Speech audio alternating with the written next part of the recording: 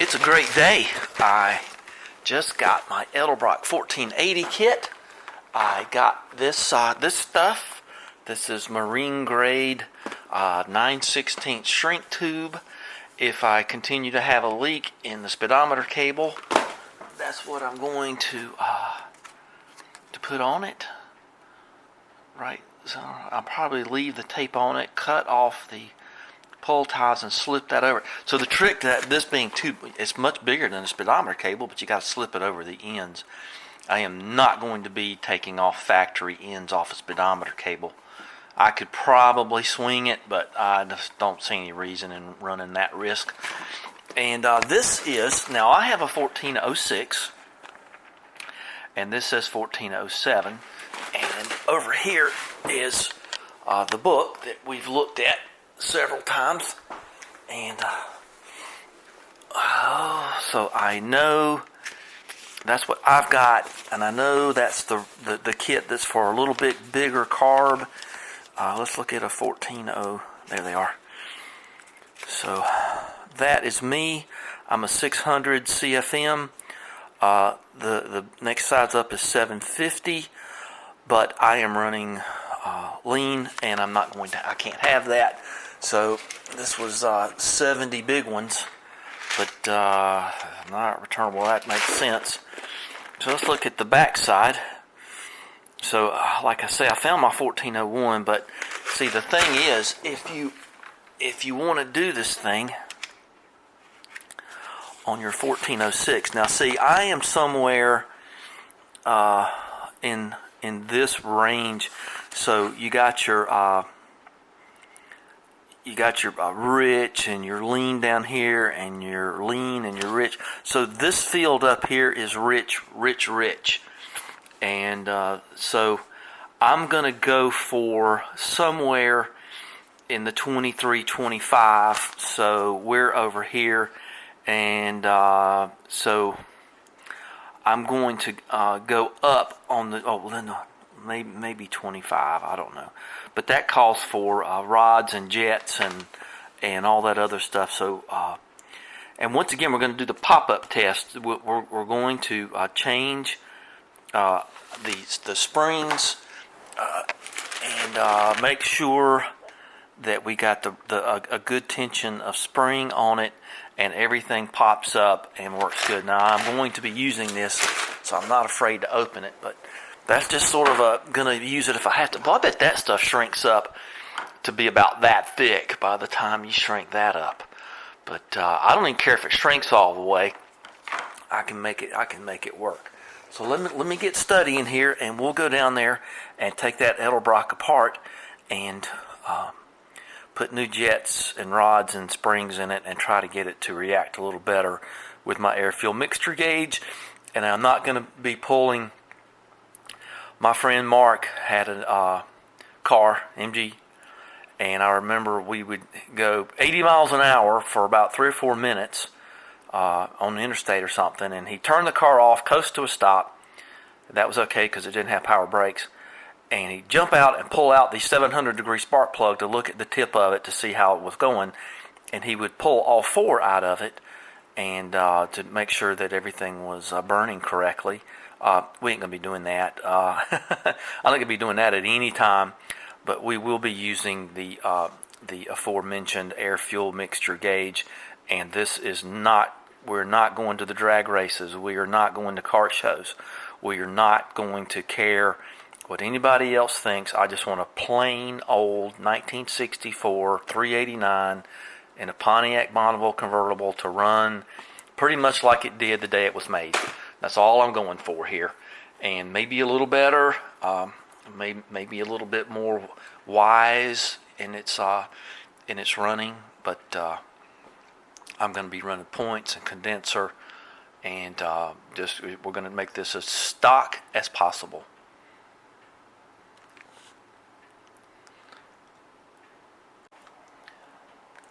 Something else I wanted to say about this stuff, I was a little concerned. It was in my mailbox. I was afraid it was going to shrink up just being in the mailbox. It's kind of hot today. Well, it's not too bad. But I've got 3 sizes of this, and if you want to get this stuff, you can find it, wherever you want to. I got 1/2 inch, 9/16, and 5/8, and this is 9/16. So you can get this stuff in all kind of different sizes to serve you well. This apparently has some kind of glue in it, some kind of adhesive, which is good. Now, in the old days, when I started using shrink tube in our boats, Al Adams came over and said you ought to put a little epoxy in the tube and then shrink it with the epoxy. So I got to credit Al Adams for that idea. I guess they got it from him. He used to travel the world and find old World War II and old American dump piles of aircraft in these large ravines and fjords. He wasn't pining for the fjords, but he would dig out airplane parts. So he was a very smart, wise gentleman, and I enjoyed his company. Think about him a lot.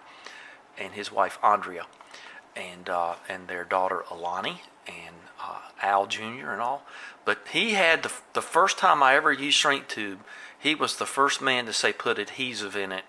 And in marine applications and really wet inboard outboards or inboards motors where it's very, very wet, that works. I mean, 10 years later you could cut off this stuff and it would not be corroded inside. I guess you could even do it with Vaseline or something, but some kind of dielectric grease, whatever you wanted to do. But the epoxy thing, man, that worked. Not only you solder it, you shrink tube, solder it, put the epoxy in the tube, shrink it on there, and let me tell you, it's better than the insulation on the wire. All of this, all 3 of this stuff I think I spent $25 on all 3 pieces of this extra large shrink tube. And I got some 3/8 stainless steel pipe coming for the fuel line too. So that'll be fun. That'll be here tomorrow. Here we are. I've already been down here. I've been doing lots of other things. So I have all 3 of my different sizes of previously discussed shrink tubing. Put it there. Safety glasses, and we got to get the old lube lamp out here and figure out what we're going to do. So there's the 1487, there's the 1480, and my studies have, let's not do that, have said that I probably am going to put the .101s in it, the jets. There is no, that's that one. There is an opportunity where they call for it one time on the 1406. So that's as big as you can go. So let's see if I can sort out which one of these that is. Let's keep these off the floor this time. So we're going to do this one at a time. We're going to get our little, let me get got a bunch of those. Let's make us a little place, that goes there, where we're going to have our parts that are going to be going in. And that's, I know it's a carburetor, that's, here. There. Now it's clean. Okay, let's take the top off, and there should be 098 main jets in there. I'm thinking about the secondary jets, but I don't know what to do about that. Secondary's got bigger holes. You'd think it'd have bigger jets, but it don't seem to be that way from what I'm reading. So let's take the top off this and pull the little things. This doesn't take long. It's not a terrible task. It really only takes a few minutes to do this. So we got the top off. It's the 8 T25s and then the thing, and then you find somewhere safe for it, and it's over here. Be careful not to tear your gasket. And there's the, it's just as clean as a whistle. She ought to be. I just cleaned it. And here's the original pieces. Let me go get the jets out of it, and and then this is going to be my original cloth stuff right here. This is original stuff that is the more to come over there. I got an idea I'm going to try to, just kind of for fun, just sort of, bear with me with this thing for a minute. I'm gonna make a jet meter. Okay, hang on.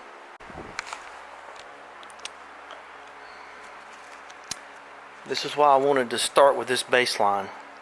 So main jets 098s, that's what we got right there, and then 095s for secondary jets right there, and then the 7547 needles right there. Now we're gonna bump up. We're gonna go up. So I was gonna show you my device I have devised basically to tell us what we need to know. So this is just your common everyday pick, ice pick. Now see, the 098 goes right there. I guess you can just tell by looking. See, that one goes a little further down. See, and see, just a little tiny bit. But that one goes a little further down. So there's my new 401.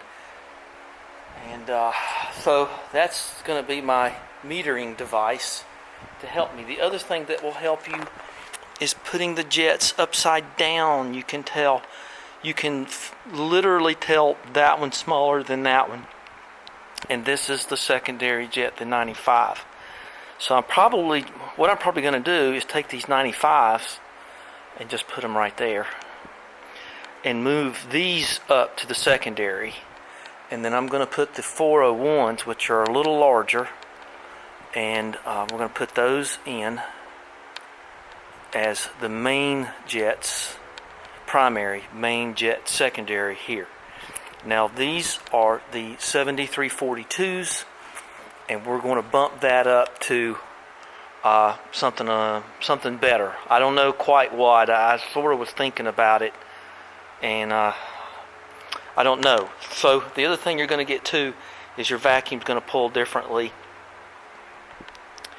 when you've got bigger jets. You're going to have less resistance to mercury pressure. So just as an aside, let's see what we got here. We got 7342s right here. So let's see what we can do about the two stages of those being a little less around, therefore more gas, right?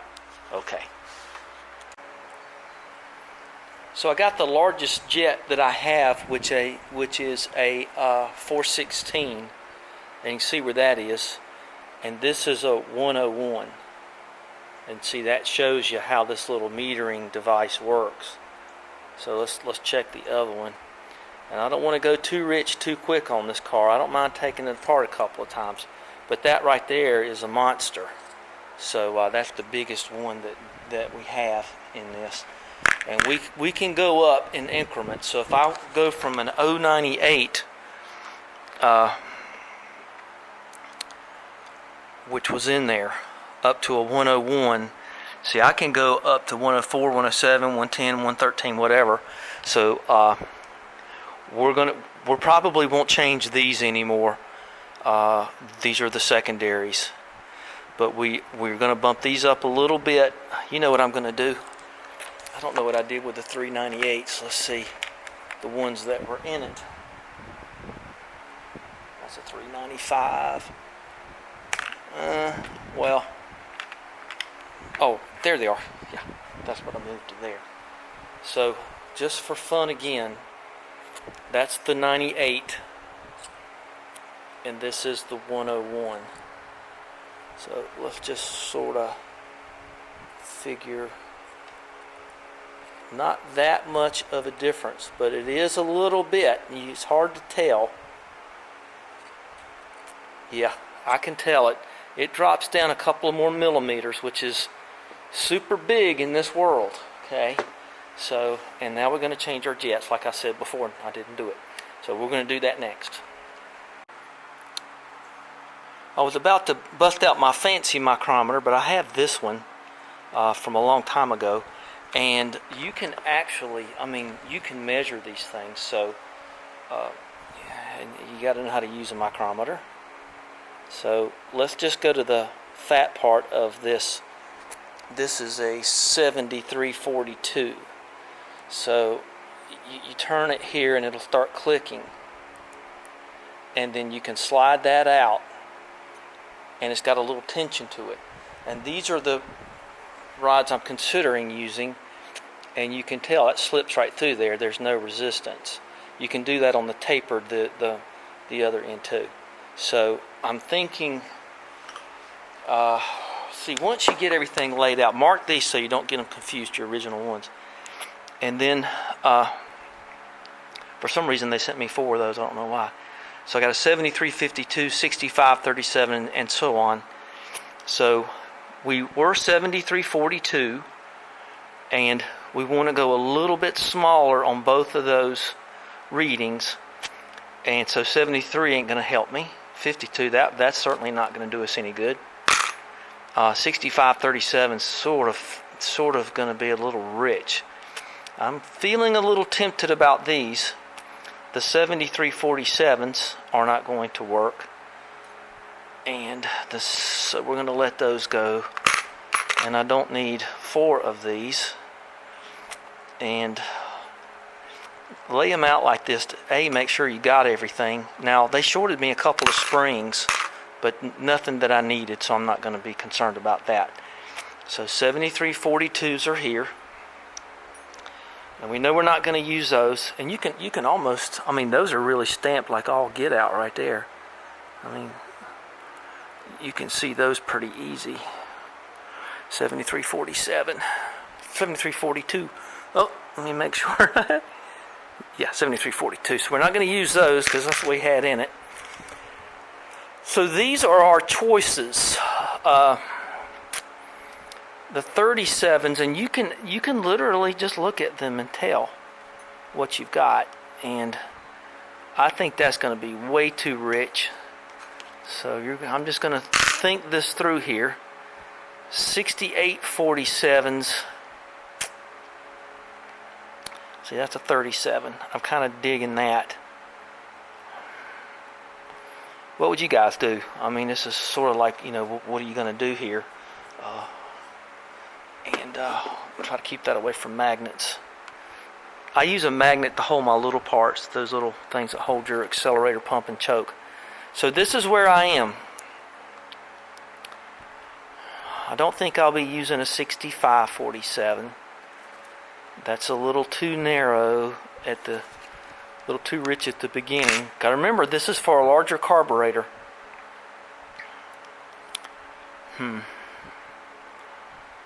It's between these two. It's a 389.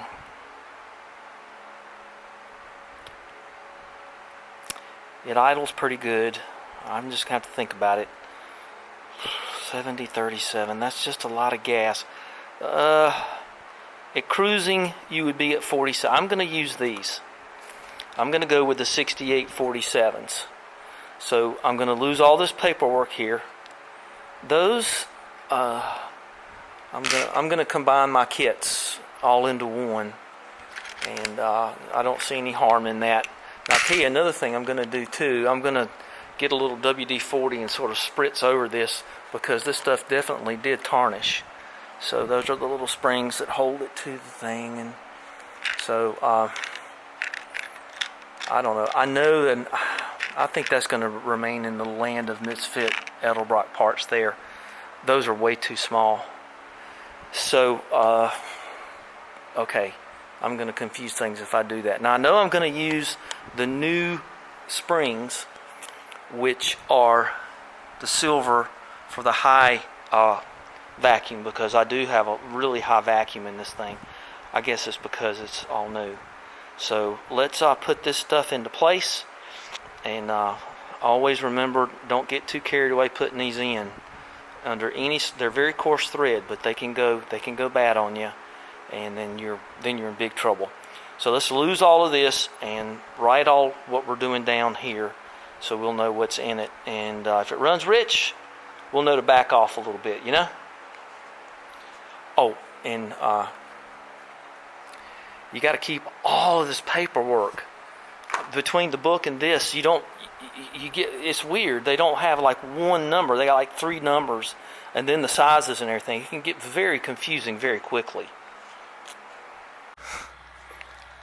I was just getting ready to go for a test drive, and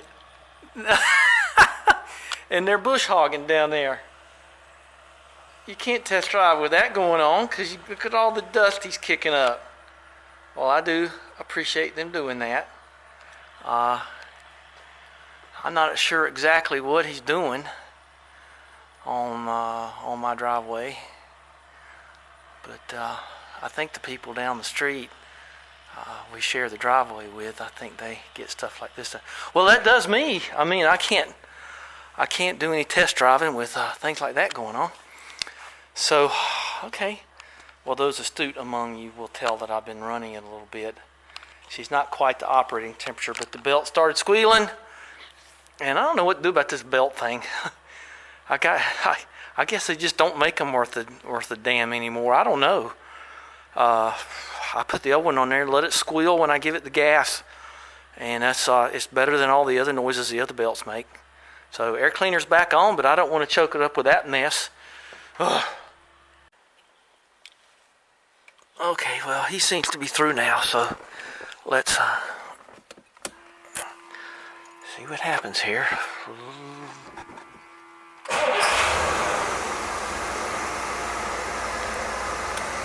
Okay, that thing gets you because you think you're going to be 14.7, and then it goes off the scale. Okay, well, cooled off a little bit. Okay, there's the brake off. Alright, I don't know what to tell you to do. Look, well, looks like it's a little better on idle. They say you want it lean on idle because it'll foul your plugs otherwise. And now I would say that's lean, 17-ish. Alright, I don't know what's going to happen on the road. Let's just go see y'all. Alright, let's drop her in gear. I put the camera up on the dash, but the dash isn't in it.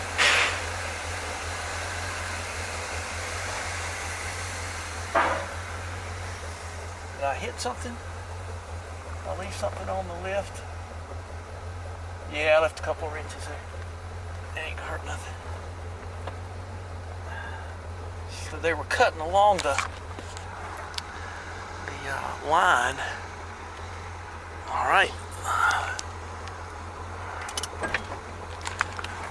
Okay.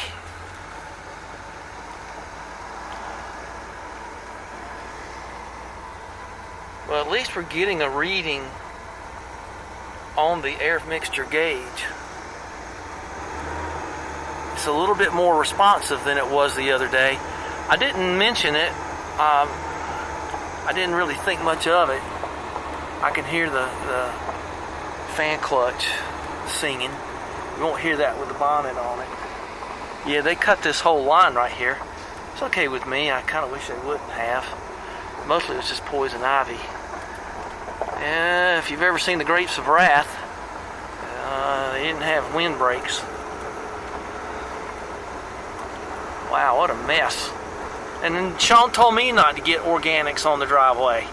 There's organics on the driveway there. Alright, I'm going to have to think about this thing, so let me just watch it. I'll tell you about it later. I got to keep my eye on things. Pretty sun, though. Alright. Response is a lot better.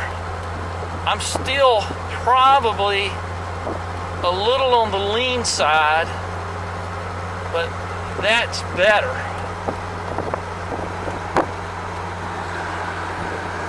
And my speedometer's working. I'm glad I noticed that. And I'm okay with that. So let me give him the signal here. Somebody's coming up behind me.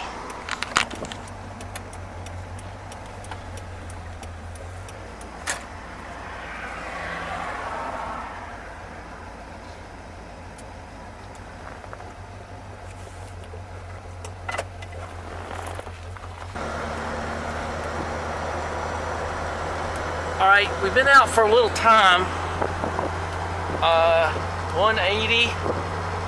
I think I'm going to richen it up a little bit more because we're running every little thing gets you. Let me keep an eye on this car here. We're still a little bit lean. Nobody's behind me. Well, I'm kind of surprised by that. This is going to go into tomorrow. All right. Oh, what a mess they made. I don't know who hired this guy to do that. I didn't have anything to do with it. It is kind of prettier out my window now. So, see, when you give her even when you give her the gas, you think she'd rich up and then lean out. I gotta tell you, I'm digging this. I don't know what that noise is. Oh, it's the air conditioner thing. There's my pile of rocks I did today. Okay, well, let me get the wrenches off the lift, and we'll pull those needles back out now that we know, and we'll rich her up a little bit more. At least I know where I am. At least I know that my jet and otherwise doings worked. That's important. At least got that going for you. Let's turn this fan on here. Woo! She's sucking down the fuel even though she's running lean. I went for a very, very thin needle, very rich needle. So I would call that at idle pretty good.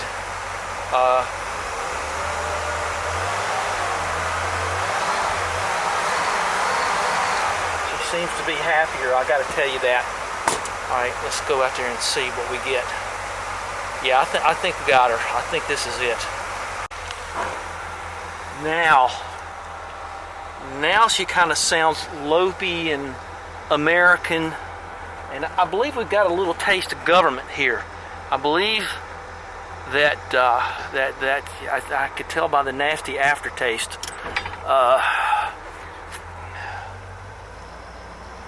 Wanting us to run lean, which causes damage, which saves nobody.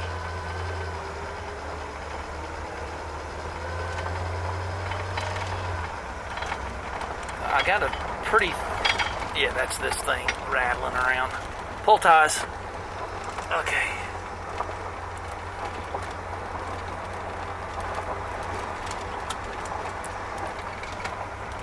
So 14 to 7 is what we're looking for.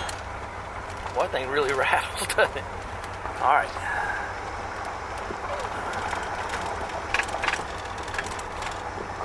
I wonder when that, I guess the pull tie I had in there fell out. Somebody's coming. I'm going to let them come because I don't want anybody. I am not clear left or right. I'm not worried about her overheating. Getting a lot of eyeball action. Everybody's twisting their head as they go by. Okay, we're all clear now. All right, let's see what she does. She feels different. Oh yeah, she's accelerating differently. Look at that, 14, some 13, 14. Yes, sir. Now we're right in the range.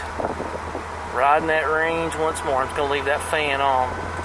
We're down even to like 13. That's a little rich, but we're not in fourth gear yet. I don't mind the speedometer doing that in the least.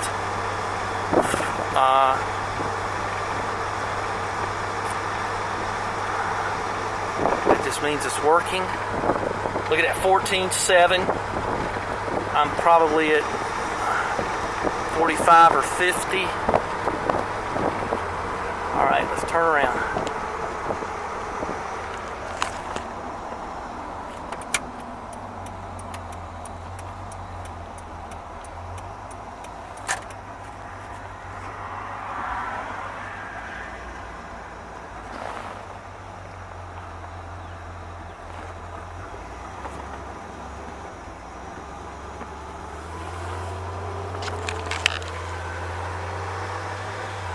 what's happening here.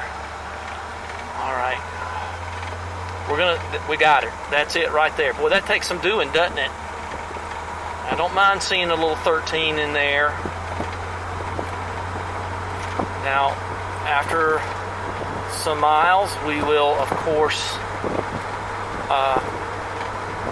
pull a plug. Can't take her too fast because you remember she's not broken in.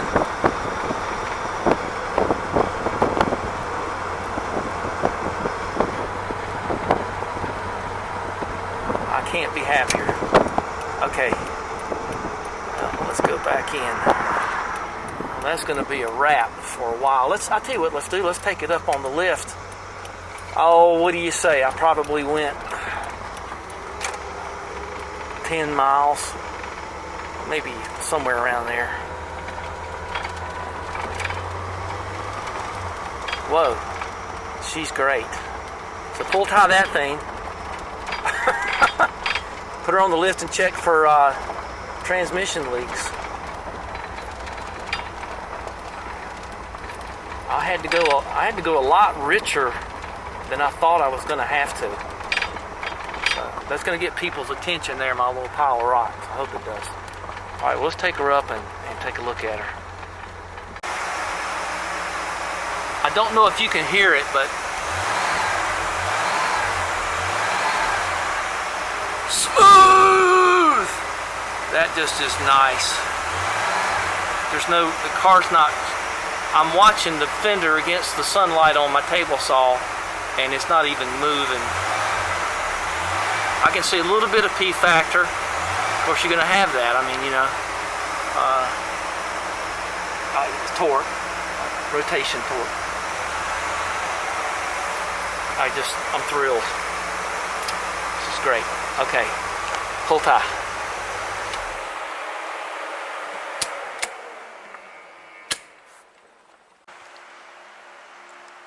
So I got to pull tie in that now. So it ain't gonna flop around on us. I don't want any dang noises.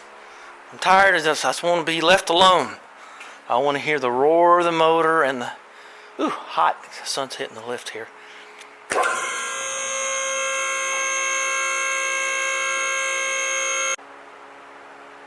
More for me than for you. Okay.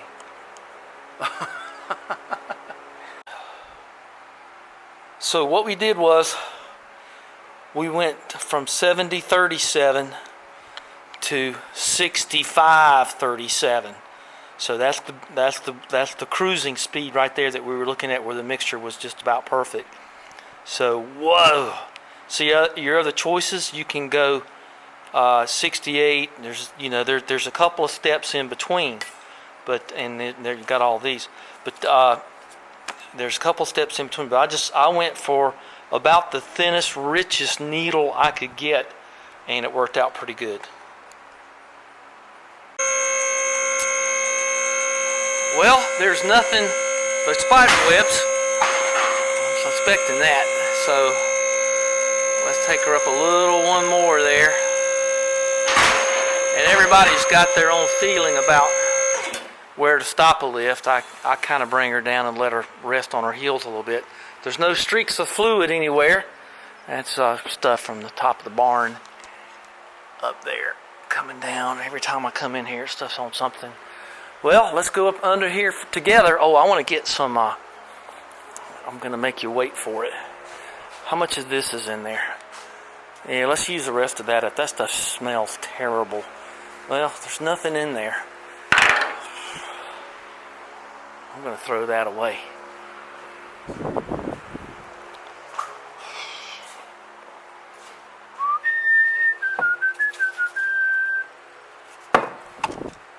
Okay, well, I got this stuff.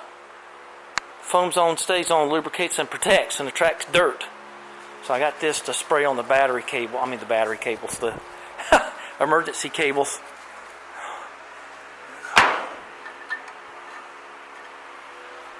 Yay! That was given to me, but still, glad to be gone. Glad it's gone. Glad to be rid of it. So I always put my little straws in there. sometimes you run into different size straws that fit different size spray heads. So I try to save them. The worst offender is these things. Starting fluid cans. If you get the spray nozzle fits in, yeah, they're different for some reason. I guess there's a reason for that. All right, let's see. We're down here together for the first time, and I see some fluid there. That's next to nothing. Boy, it's hot down here. I wonder how that happened. You don't got an air fuel mixture gauge? You're wasting your time trying to adjust your carburetors. Even if you're the kind of dude that believes in the spark plug thing, if you start there, your life gets easier. I see a little bit of a drizzle right there. A little bit of a drop.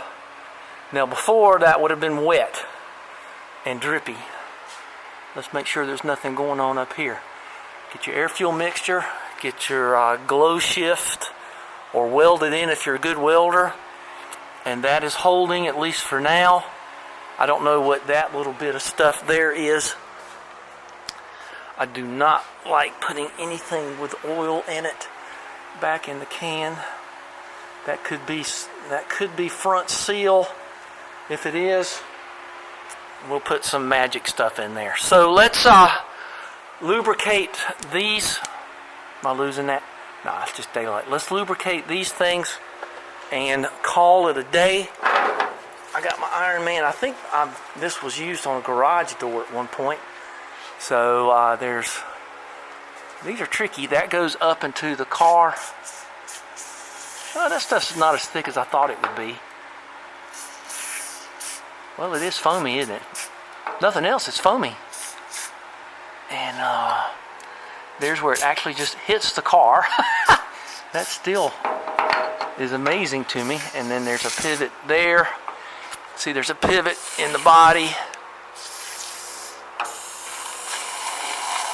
Soak it down, ain't gonna hurt nothing. So pivot there, or a resty spot there. There's a, whoa, that was a bad idea. Well, let's change that. Got to be careful back here a little bit. There's some right there. There's a curly Q there. There's a thing there and there and there. Okay. And there. All right, well, that's probably good enough. Let's change that. I must have been in a hurry. I don't usually do things like that. Let's cut that off. Okay, that's going to be it. I think you all see the majesty here. And be sure and give me a thumbs up. I know that this stuff is boring, but you got to watch it and do it. This is what you got to go through if you're going to do these cars. That's all there is to it. Thumbs up. There's the like button. There's the subscribe a little bit further down. I hope you do. Maybe things are going to get more exciting when I get on spats.